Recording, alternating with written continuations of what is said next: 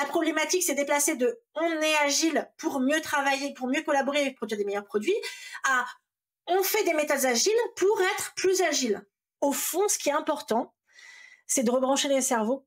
Voilà le constat que font bien des managers et des directeurs qui sollicitent des coachs, des consultants pour les aider dans leur transformation, pour les aider à résoudre leurs problèmes. Ce constat, par exemple, c'est de solliciter un coach pour sa transformation agile, et ce coach, il est venu mettre en place Scrum, par exemple, et ça, sans même s'intéresser au contexte de l'entreprise, de l'enjeu, de l'équipe, etc.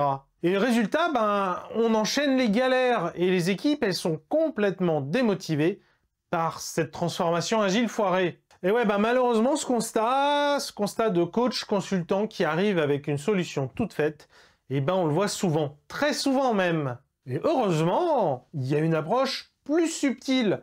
On l'appelle l'approche no framework, sans cadre de travail préconçu. Et aujourd'hui, on reçoit Émilie Esposito, une figure reconnue de l'approche no framework en France. Émilie, on l'adore sur la chaîne, pour son franc-parler d'abord, et pour tout ce qu'elle a de passionnant à raconter ensuite. Et c'est justement ça qu'on te propose de découvrir aujourd'hui, un échange riche avec Émilie. Alors, assieds-toi confortablement, profites-en bien, c'est parti! Bonjour Émilie, alors quand tu accompagnes une organisation, tu fais partie de ceux qui décident de ne pas appliquer une recette toute faite. En fait, tu assumes clairement que tu vas expérimenter, ce qui sous-entend que tu assumes finalement pleinement que tu vas faire des erreurs. Et tu fais partie de ceux qui mettent en avant l'approche No Framework en France. En fait, toi, tu cherches à construire avec tes clients l'approche la plus adaptée à leurs problèmes plutôt que de pousser un framework existant comme Scrum, comme Safe ou comme XP. Et par contre, je pense pas non plus que tu arrives complètement les mains dans les poches sans avoir rien préparé du tout. Et donc pour commencer, j'ai 2 questions. La première, c'est est-ce que tu peux nous partager comment tu fais pour maximiser ton impact auprès des clients que tu accompagnes? Et la seconde question, c'est comment est-ce que tu fais pour te vendre la sensation que on va te payer pour que tu te plantes finalement? La démarche. En gros, ce que je fais, c'est que j'interviens plutôt sur, on va dire, l'équipe qui est en crise ou qui a un problème qu'elle n'arrive pas à résoudre, en fait. Donc, c'est un truc qui est souvent un peu installé, que l'équipe a déjà essayé de résoudre par elle-même. Ce que j'explique aux clients, c'est de dire, vous êtes des gens intelligents. Donc, si vous n'avez pas trouvé facilement la solution vous-même, il y a peu de chances que moi, j'arrive à la trouver du premier coup. Par contre, ce que je peux faire, moi, c'est vous aider à faire ce pas de recul pour observer la situation de l'extérieur en prenant bien toutes les choses en compte, en fait. Moi, je commence par un diagnostic systémique. C'est-à-dire qu'en gros, je vais aller interviewer, en fait, les personnes de l'équipe, les personnes qui interagissent avec l'équipe, les clients, des choses comme ça, en fait, pour arriver à comprendre ce qui se passe. Et aller un peu plus loin que juste la vue du problème tel que l'équipe la voit, en fait. Parce que souvent, la façon dont l'équipe voit un problème, ça couvre qu'une petite partie. Donc l'idée, c'est de prendre un pas de recul. Et ça, c'est pas facile pour les gens qui sont impliqués dans la situation de le faire. Donc je vais aller interviewer des gens, et après je synthétise tout ça d'une façon où je vais montrer en fait comment les problématiques, elles sont systémiques et comment il y a des cercles vicieux des fois qui s'installent, tu vois. Si je prends un exemple concret, ça va être une équipe en fait qui avait une forte pression sur les délais, donc du coup ils avaient tendance à sous-estimer les tâches qu'il fallait faire, donc du coup l'équipe en fait travaillait le soir, était crevée, faisait des erreurs. Et donc, du coup, ça prenait du retard sur les plannings, donc il y avait une forte pression sur les délais, etc. Tu vois, ça c'était un des cercles vicieux, mais il y en avait genre 5-6 en plus qui s'emboîtaient les uns dans les autres. Donc, ce que je fais à ce moment-là, c'est que je présente à l'équipe le résultat de ce diagnostic systémique en leur montrant ces boucles-là. Et je leur dis, voilà, on va pouvoir travailler sur des points de levier, en fait, des points d'action dans ces cercles vicieux pour essayer de les transformer. On va en choisir un pour commencer et essayer de sortir de ce cercle vicieux pour le transformer en cercle vertueux. Parce qu'un cercle vicieux, si tu arrives à agir correctement sur un côté, il peut vite se transformer en cercle vertueux, en fait. Alors, je leur donne des pistes de choses sur lesquelles on pourrait travailler pour chaque cercle vicieux, en fait. Je leur demande de prioriser, de réfléchir à par quoi elles veulent commencer. Et tu vois, l'équipe en question, il y avait une vraie relation client-fournisseur qui s'était installée entre l'équipe qui faisait de la sous-traitance et le management qui était chez le client. Et du coup, ils avaient un gros problème de communication. Ce qui conduisait à un manque de confiance et donc une pression sur les plannings, etc., etc.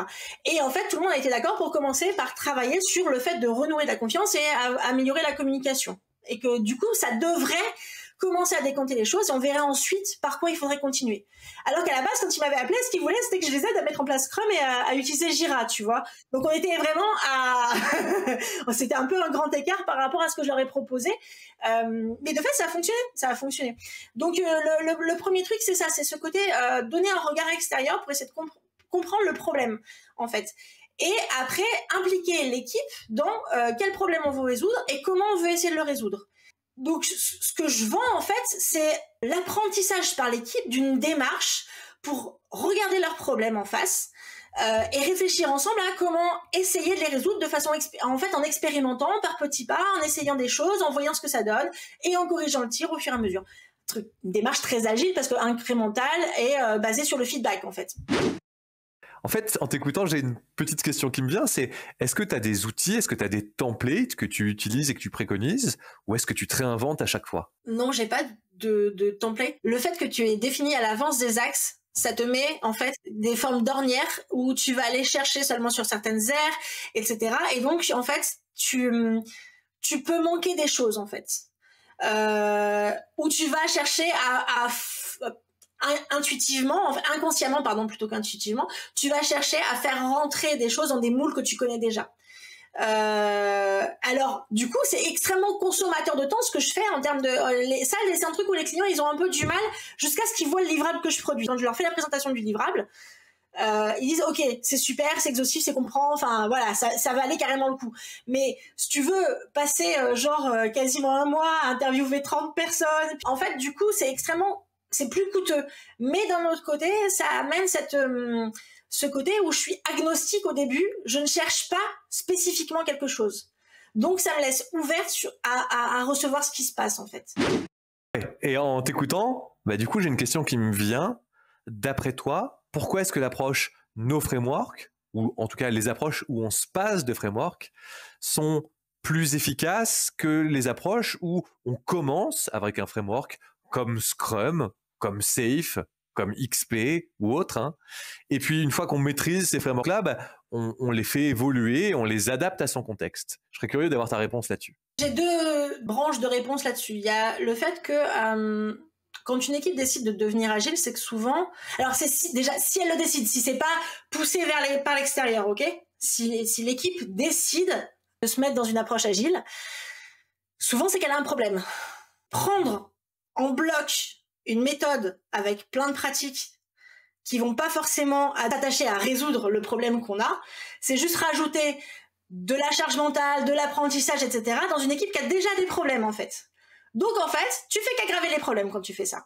Vaut mieux se partir du problème que l'équipe a et se dire, ok, je peux voir, par exemple, dans l'agilité, comment ces problématiques-là, elles sont adressées et mettre en place cette pratique-là pour voir ce que ça donne, en fait. L'inconvénient de ça, c'est que du coup, tu dois vachement documenter la façon dont tu travailles parce que tu peux pas donner... c'est pas comme quand tu fais du Scrum où tu donnes le Scrum Guide à un nouvel arrivant et tu dis on travaille comme ça. Même si de mon point de vue, je doute qu'il y ait beaucoup d'équipes Scrum qui fassent du Scrum by the book, ne serait-ce que parce que Scrum est censé évoluer par rapport à ce qu'on décide en rétrospective aussi. Quand t'arrives, t'as une équipe qui est en souffrance, tu leur dis ouais, mais en fait, nous, on va se concentrer sur d'abord bien faire les rituels. À quel moment ça va les motiver en fait, ils vont pas voir ce qui va leur apporter vraiment de la valeur ou pas, et donc quelque part ils vont être ça va créer une forme de réticence au changement.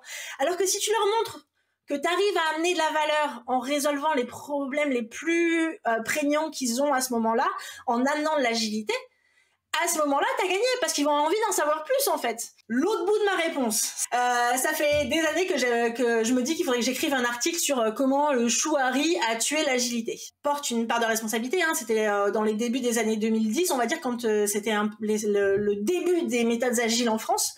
On a beaucoup répété aux équipes qu'on accompagnait la pratique du chouari, c'est-à-dire chou On commence par appliquer sans poser de questions, jusqu'à ce qu'on sache bien faire, et après seulement on peut poser des questions et faire évoluer le truc jusqu'à ce qu'on puisse être en état de l'apprendre. Donc Shuari, ça vient en fait des étapes d'apprentissage pour devenir les maîtres qui font des sabres au Japon, je crois, ou quelque chose comme ça. Autant un sabre, c'est toujours un sabre, tu vois. Tous les sabres ont les mêmes fonctionnalités, mais une équipe, il n'y en a pas de pareil. Et donc du coup, autant ça peut avoir du sens de répéter des gestes jusqu'à la perfection avant de chercher à se les approprier, autant une équipe, c'est un contexte complètement différent à chaque fois. Et donc, le fait de se dire, on va appliquer bêtement les mêmes choses sans surtout réfléchir, ça ne fonctionne pas. Et pire, c'est que la façon dont fonctionne notre cerveau, c'est qu'il marche avec des ornières. C'est-à-dire que quand tu crées une habitude, c'est comme une ornière dans laquelle ta voiture passe. Et en fait, naturellement, après, elle va de plus en plus passer dans l'ornière et creuser l'ornière de plus en plus. Et ça sera difficile d'aller rouler à côté de l'ornière, d'accord?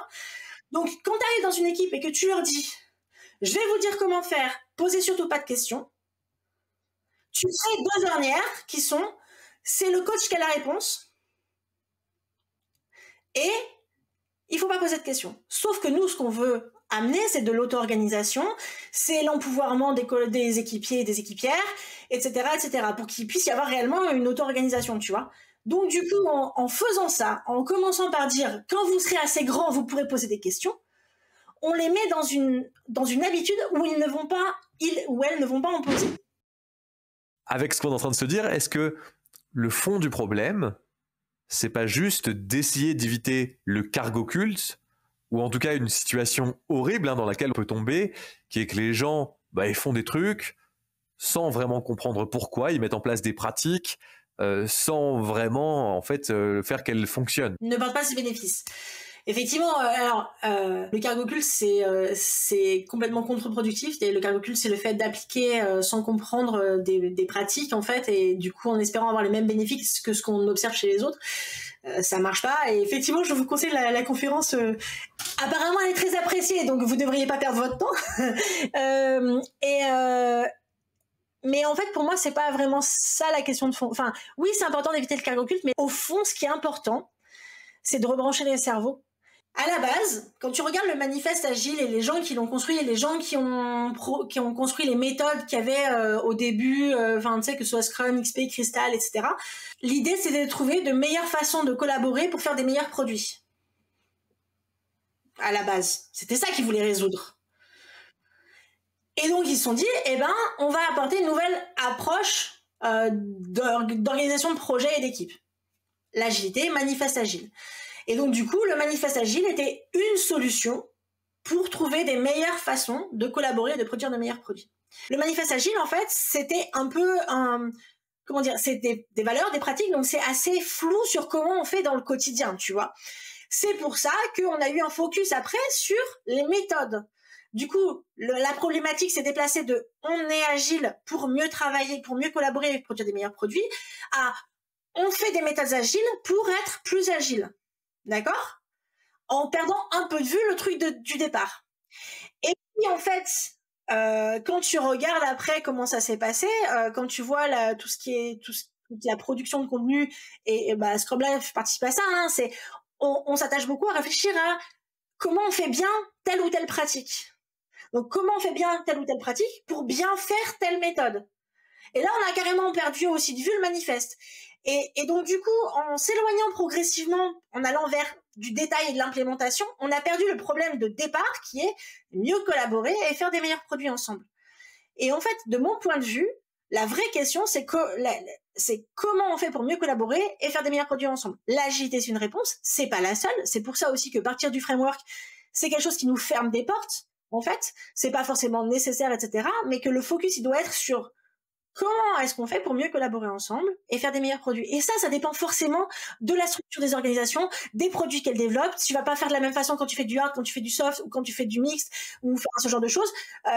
C'est pour ça en fait que partir de là, de se dire ok, et du coup c'est où qu'on chie dans la colle là, c'est quoi qui est difficile dans la collaboration, c'est quoi qui est difficile dans nos produits, en fait qu'est-ce qui manque, et d'aller travailler là-dessus, tu vois, et je te reboucle sur du coup partir des problèmes en fait. Mais pour moi la question qu'on a perdue de vue, c'est comment on fait pour mieux collaborer ensemble et pour produire des meilleurs produits. Merci beaucoup, Émilie, pour tous ces échanges. Ben moi je suis super contente aussi, à chaque fois que je viens c'est un vrai plaisir, et puis ça me donne l'occasion de papoter un peu avec toi et ça c'est cool aussi, donc content d'être là, et puis hâte aussi que du coup a priori on puisse discuter après coup de la vidéo pendant le live de jeudi. Émilie a raison. En effet, tous les jeudis, on fait un live sur la chaîne pour aller plus loin sur le sujet de la semaine. Et en plus, cette semaine, Émilie Esposito, eh ben, elle sera là. Elle sera là ce jeudi au live pour répondre aux questions de la communauté, pour répondre à tes questions. Si tu as envie de tester le No Framework, ben, n'hésite pas à contacter directement Émilie. Connecte-toi avec elle, échange avec elle. Elle sera enchantée d'échanger avec toi, échanger de tes problématiques, de ton contexte, de tes enjeux. On remercie encore Émilie pour cet échange très riche, très enrichissant, et pour à la fois revenir aux fondamentaux de l'agilité et en tirer pleinement ses bénéfices. Inscris-toi à notre formation gratuite sur scrumlife.tv/formation gratuite. Tu peux aussi cliquer ici. Je te dis à la semaine prochaine. Vous êtes mes plus grands fans!